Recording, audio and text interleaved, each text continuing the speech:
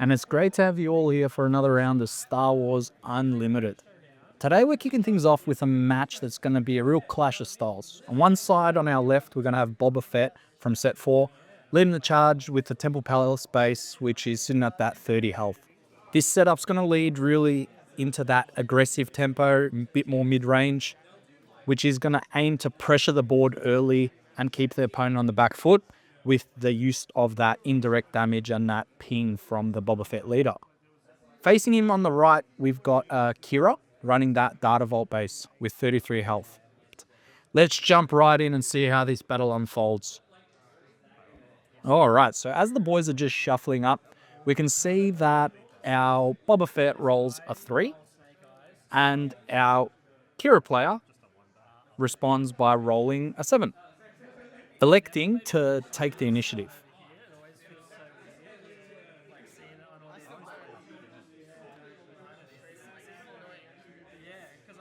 You can see here as well that the Boba Fett's starting hands, he's going to be holding on to a Kylo's TIE fighter and an overwhelming barrage.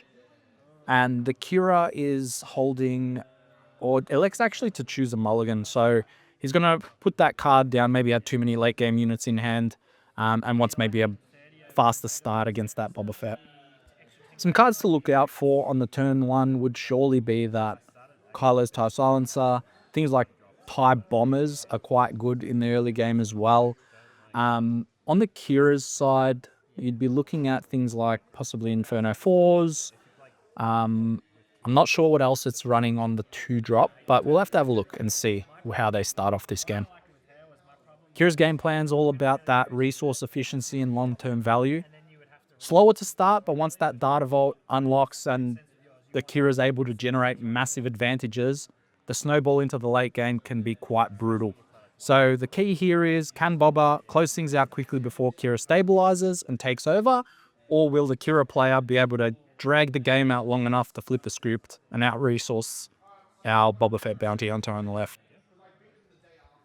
Okay, so the Qi'ra does play the Inferno 4, looking at the top cards and leaving them right there at the top. The Boba Fett decides to respond with TIE Bomber. Great start by both players. Setting up the board, setting up their turns, moving into their turn 2 now. Seeing what the Qi'ra player will do.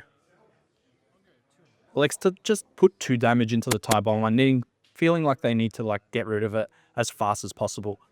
The TIE Bomber swings into the base, dealing 3 indirect damage and exhausting the Boba Fett leader to deal an additional 1 indirect. Qi'ra responds by playing a Super Laser Technician for 3 resources, and the Boba Fett plays a HK-47, which is such a good card. Being able to deal indirect damage and kill units and then deal an additional 1, putting that pressure onto the Qi'ra's base, putting a threat on the board early on. Moving into turn 4, and decides to punish the TIE Bomber. Having no damage and being able to just kill it with the Inferno 4 was quite a good move there. The HK-47 pushes 2 damage straight into the base. Knowing that that Super Laser Technician was just going to run straight into the HK-47 anyway, that's going to push the damage now up to a total of 6 with the additional ping from that HK-47. Boba's reaction now is to drop the Fett's Fire Spray. Great card. Qi'ra's response though, a flip of the leader, which is going to heal and deal some damage. The Boba Fett responds by just claiming the initiative. With the 5 resources now, the Qi'ra plays a devastating gunship. Oh, that's brutal. That's going to also defeat the Fett's Fire Spray. The Boba Fett's claimed here, so the Qi'ra moves to attack and defeat the HK, putting a lot of board pressure now and controlling this board as much as possible, which is what the game plan of the control player was. So Qi'ra's now doing exactly what she wants to do, which is control the board, make sure that there are no units on the Boba Fett side, and controlling the game that way. Boba Fett has no damage on base, which is a positive, so hasn't taken any damage. Boba Fett decides to drop that Super Laser Tech, feeling like that catch-up is what's going to be needed. Qi'ra responds by just attacking straight into base. There's no reason to stop at the moment. No reason to kill that super laser technician, he feels. So 6 damage goes into the Boba's base. Now we see another TIE bomber, followed by Qi'ra attacking into base with that devastating gunship for 3 damage. Now we see the Boba Fett just claiming here, feeling like they can't quite do anything more in this turn. Qi'ra ends up responding with no glory, only results. Taking that super laser technician that was there to help the Boba Fett catch up, not only taking it, but defeating it and ramping themselves. The Qi'ra is in a hot position right now just to kind of control this game and potentially take it out. We see the Qi'ra now just passing, moving into their next turn. And we can see here that the resource difference is quite huge. We see that the Boba plays a Ruthless Raider, being able to deal 2 damage to the Qi'ra's base and 2 damage to the Qi'ra leader itself. So being able to wipe that leader off the board, this will give the Boba Fett player a way back into the game. Having a 30 health base potentially allows them to hold out a little bit longer. The Qi'ra was presenting 6 damage, so had to get rid of it somehow. What better way to do it than a Ruthless Raider? Also, being a capital ship potentially gives them a way to use a planetary bombardment at some stage, getting that 12 indirect potentially. Paying 5 resources and just dropping a craving power straight on their devastating gunship. And that damage is going to be applied to that Ruthless Raider. Quite a good option there. Gives the Boba like an option to either deploy onto the weaker unit or to deploy on a unit that is smaller and maybe easier to kill. Boba's response to this is just to attack with their TIE bomber, putting 3 indirect damage into its opponent, potentially forgetting that the Qi'ra is just going to put all that damage straight onto the devastating gunship, forgetting potentially that that devastating gunship has grid on it. So its damage is going to be quite a lot larger. Total of about 8 damage. So looking at that, it's now presenting a larger threat than it had before. Boba's response is to flip their leader, attaching it to the TIE bomber.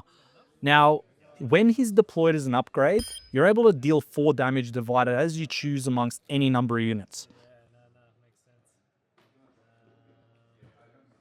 Qi'ra responds by just putting 2 damage from the Inferno 4 straight into the Ruthless Raider. The Ruthless Raider is going to ping 2 damage into the Qi'ra's base, putting them up to 13. And the Qi'ra player gets to look at the top 2 cards of their deck and elects to put one at the top, one at the bottom. Boba just claims having nothing left to do in this turn. And in a snap reaction straight from the Qi'ra player again, absolutely brutal. Power of the dark side to just force the Boba Fett to have nothing on board, defeating that leader and passing the turn there.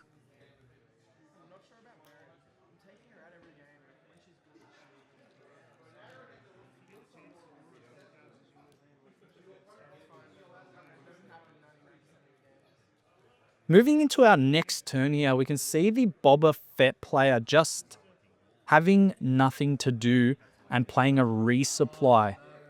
Not what you're looking for at this stage of the game. Qi'ra then responds by dropping a reinforcement walker, being able to look at their top card of their deck and either leaving it there to heal 3 damage from your base or drawing that card. Now, Qi'ra elects to draw that card. Boba Fett just claiming having nothing else to do on that turn.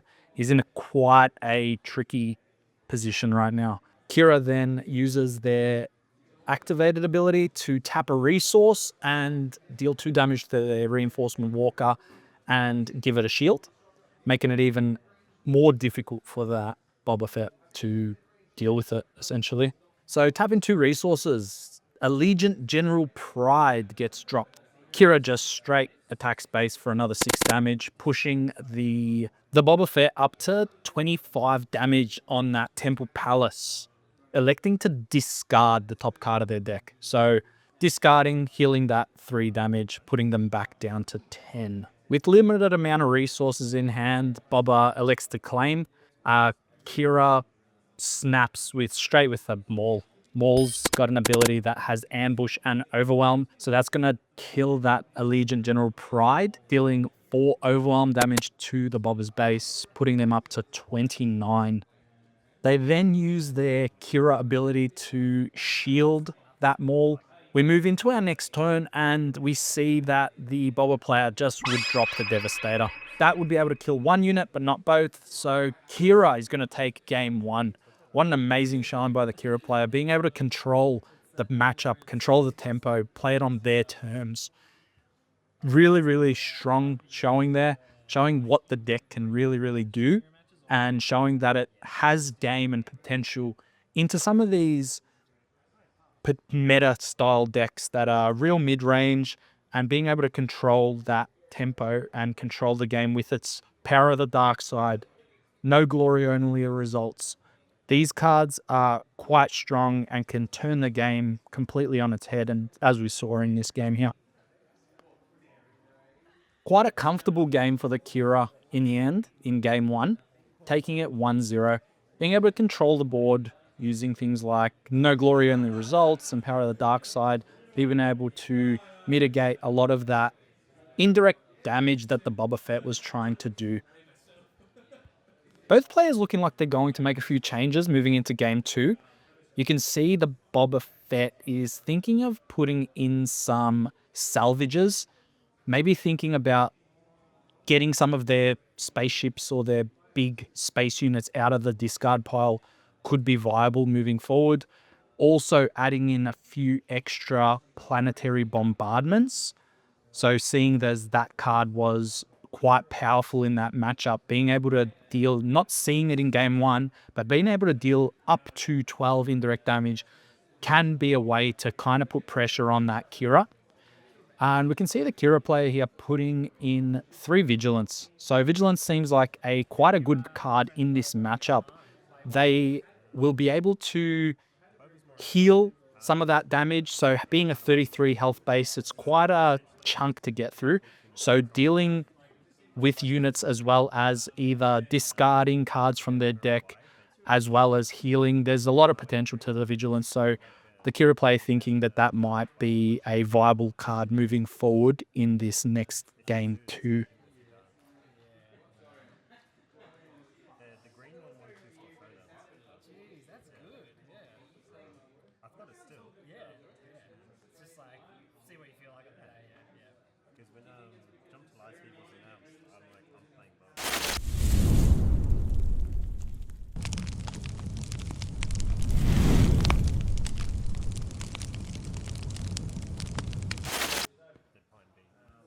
Okay, so without further ado, we have game 2 on our hands. The Boba Fett is electing to start with the initiative this time. Being the player who lost the last game, they're going to be able to take that initiative or have the choice of where the initiative goes. The Qi'ra deciding to mulligan that first hand, showing the Boba what he had in his hand. Too many late game units, need something early on board to start off with. Qi'ra's game plan's all about that resource efficiency and long-term value. Slower to start, but once that data vault unlocks and the Qi'ra's able to generate massive advantages, the snowball into the late game can be quite brutal. So the key here is, can Boba close things out quickly before Qi'ra stabilizes and takes over? Or will the Qi'ra player be able to drag the game out long enough to flip the script and out-resource our Boba Fett bounty hunter on the left?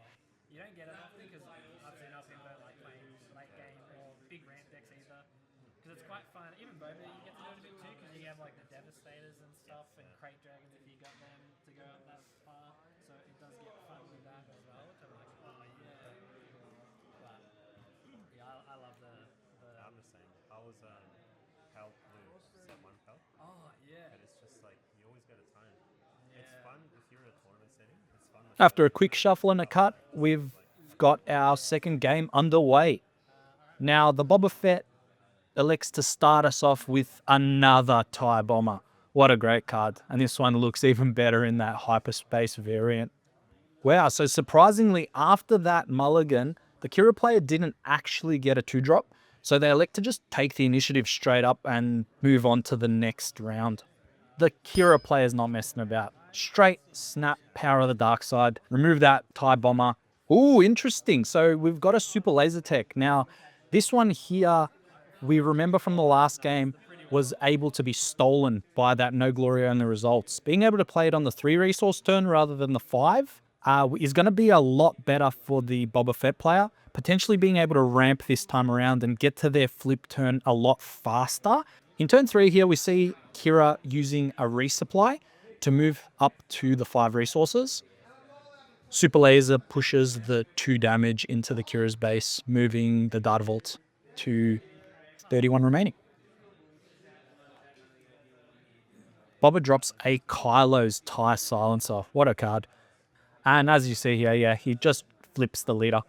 Ramping on the turn, that turn, and now being able to flip the leader, it's going to drop the Kylo's TIE Silencer by 1 health, leaving the Super Laser Technician unchanged. And here we see another HK-47. Qi'ra decides to just claim, not electing to give the Boba Fett any damage at all, not giving them that initiative there. They could have pushed 4 damage on their Boba's base, but they felt that it was unnecessary. And here we see why. The Qi'ra has dropped an overwhelming barrage, absolutely brutal. So being able to drop that overwhelming barrage on their turn has allowed them to basically clear the board. The consolation prize, I guess, for the Boba Fett player is that they are able to ramp with that super laser tech, which means that they're going to be able to go up to that 6 resources, potentially drop a Ruthless Raider, which is what we see now. Awesome. So that's going to drop 2 damage onto the Qi'ra's base, as well as putting 2 damage on the Qi'ra herself, putting her within range of that Boba flip. Qi'ra sees this coming, so he elects to just push that 8 damage now into the base because of the overwhelming barrage. Just electing to just do as much damage as physically possible, knowing that this Qi'ra is going to die here. As we expected, the Boba gets flipped and Qi'ra is gone. It's done its work. It's done what she needed to do. Now the Boba player has their leader on board with a Ruthless Raider. It's presenting 8 damage to the Qi'ra.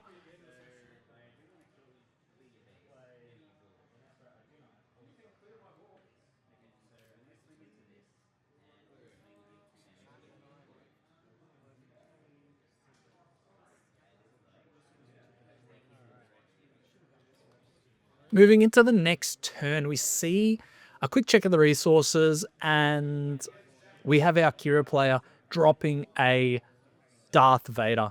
Now, Darth Vader is a card from Spark of the Rebellion, original set, that allows a player to look at the top 10 cards of their deck and basically drop any number of units with a cost of 3 or less into the arena exhausted.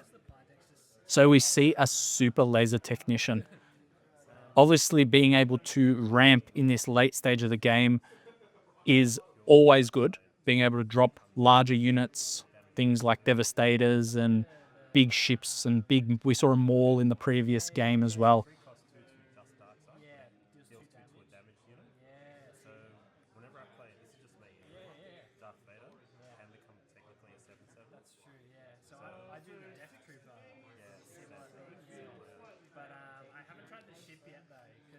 Obviously, seeing the Qi'ra with no available resources at the moment, Boba elects to just do that 8 damage straight into base.